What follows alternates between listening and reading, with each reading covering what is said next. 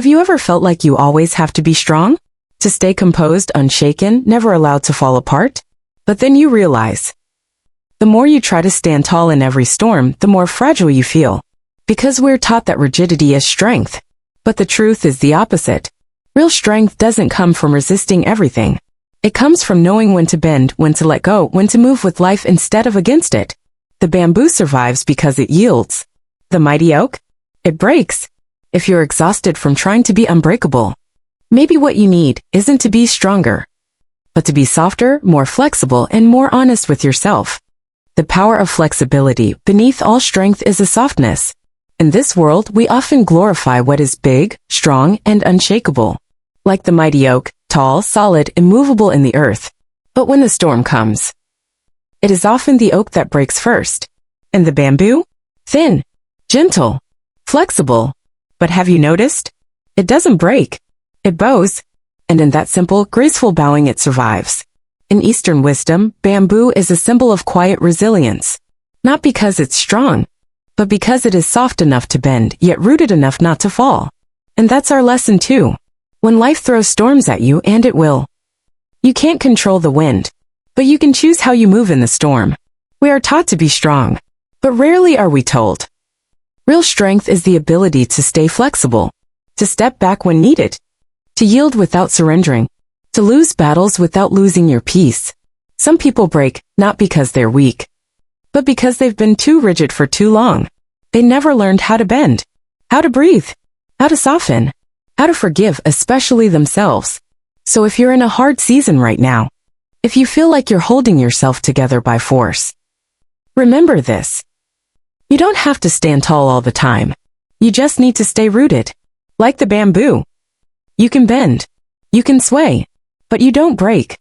Self-empowering power is something no one can take from you if you don't give it away. Some words take seconds to say, but can stay in someone's heart for years. And sometimes what breaks you isn't what they said, but that you believed they had the right to say it. We grow up in a world where judgment is the air we breathe. People hand out labels like candy. Not good enough, weird, wrong, unworthy. But no one can truly make you believe that, unless you give them permission. Eleanor Roosevelt once said, "No one can make you feel inferior without your consent." That's not just a pretty quote. It's a key to emotional freedom. You can't control what others say, but you can learn how to stop giving them the keys to your self-worth. Just because someone says you're not enough doesn't mean they're right. Just because you're criticized doesn't mean you're guilty.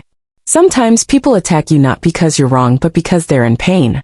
And if you don't learn the difference between opinion and truth, you'll live your whole life inside a prison built from other people's voices. Empowerment doesn't mean you become cold, tough, or distant. It just means you remember you have the right to reject what doesn't belong to you. You can be soft.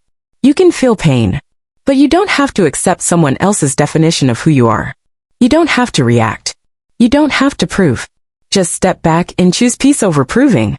True freedom isn't when people stop judging you. It's when you stop letting them define you. Facing fear, every step forward goes through the door of courage. Have you ever stood in front of something you truly wanted and still couldn't move forward? You want to change. You want to love. You want to chase something that feels like yours. But you stay still. You hesitate. You back away. And you call it not ready. But the truth is, you're not unprepared. You're just afraid. Afraid to fail. Afraid of rejection. Afraid of being seen. Afraid of not being enough. And you're not alone. Because every one of us lives inside an invisible comfort zone. A cozy box where things feel safe, predictable, and slowly lifeless. Lifeless because nothing new happens there. Nothing that truly awakens you. Nothing that makes your heart race, even just a little. And between your comfort zone and the life you really want to live, there's always fear. But here's the strange truth. Everything worth having lives on the other side of fear. Love, meaning, growth, freedom. You can't have those things without walking through the places that make you shake. Fear isn't your enemy. It's a compass. It points to what you secretly crave but haven't had the courage to face. Think back. How many chances did you miss because you thought again? How many dreams were shelved because you fear being not good enough? The problem is rarely ability. It's faith, worn thin by hesitation. And maybe it's time to stop waiting. Not for more confidence. Not for better timing. Not for some perfected version of you. Just take one step. Just don't turn back.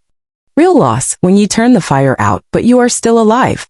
Death isn't the greatest loss in life. The greatest loss is being alive but no longer dreaming, no longer believing, no longer moving. We were once children with bright eyes. We believed we could fly, build worlds, live colorfully. But time passed. Someone called you too idealistic. Someone said, be realistic. And you believed them. You folded up your dreams and placed them in a drawer. You swallowed your voice. You dimmed the fire that maybe should have been tended every single day. You work. You live responsibly. You're praised for being stable.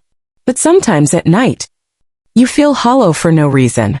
There's a silence inside you that nothing seems to fill. That's the quietest kind of grief. Losing yourself while no one notices. We often define loss as losing someone else. But the deeper loss is losing the most radiant version of who you are. The one who wrote poems late at night. The one who loved without armor. The one who wanted to make something that mattered. Dreams don't die all at once. They die slowly, Each time you say, maybe later.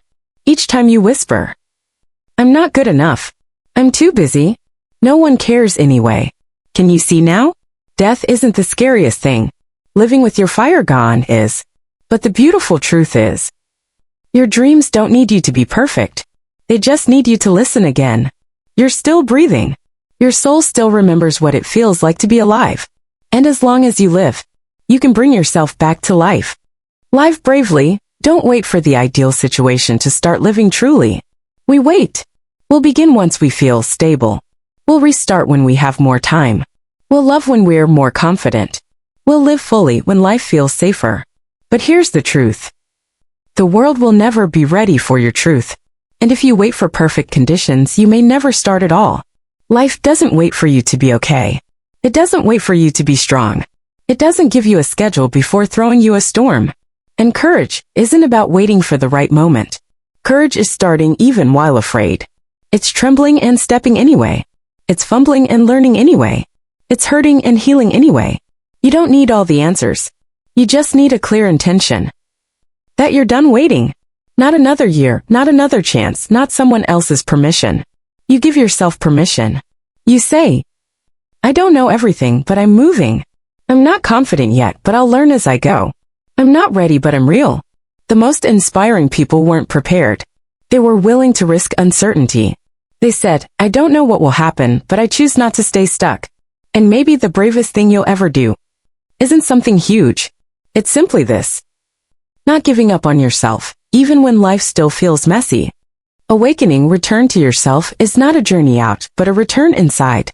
There are moments in life when you feel lost. But really you've just wandered too far from yourself. We run. We chase success, validation, recognition. But the farther we run, the further we drift from what once made us feel truly alive. A quiet soul that knew how to pause, listen, and be enough. Awakening doesn't come in noise. It comes in stillness, in a moment when your own voice calls you back. Not the voice of the world. Not your parents, your friends, or your feeds. But a voice that's quiet, clear, and deeply familiar. Coming from the place you forgot to visit. Within. We spend years trying to become someone. Until one day we realize.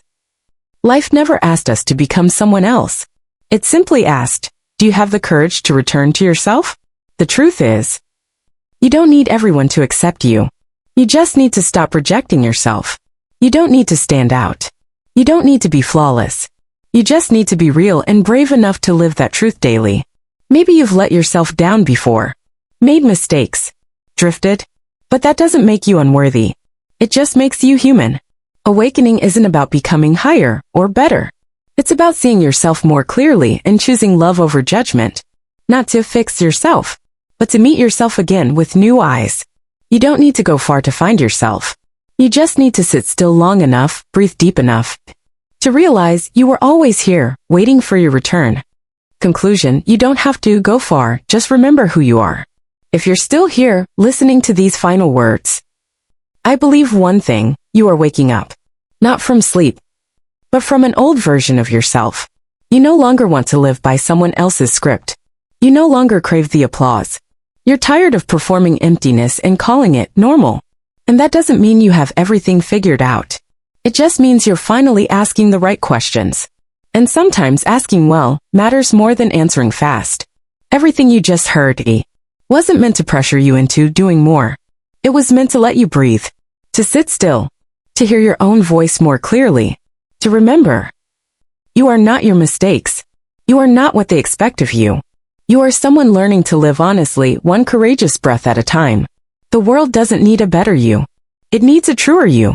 If something in this video spoke to you, I don't ask you to like or share because it's the right thing to do. I ask you to carry a piece of this with you. A sentence, a feeling, a single image. So that when the world gets loud again, you have something quiet to return to. If you're still here, if something in this video touched something in you, I'm not asking you to go change your life. I'm simply asking, don't abandon yourself again. You don't need to post about this. You don't even need to tell anyone. Just keep one thing for yourself. A line that felt true. A breath that felt easier. A moment you felt seen. In a world that constantly demands you to do more, be more, achieve more. May this video be a quiet space.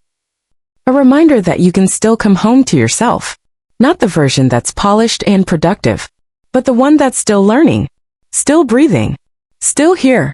If you saw yourself here, if you heard your own voice again, even for a second, and you don't want to lose that, then please come back here when you need to.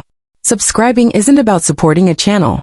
It's about letting yourself be reminded each week. You are not behind. You are becoming. And you can always choose again. And if you know someone else, someone quiet, someone tired, someone fading, don't hesitate to send this to them. Not for views, not for algorithms, but to say the thing you haven't found the words for. I see you, and I'm walking with you.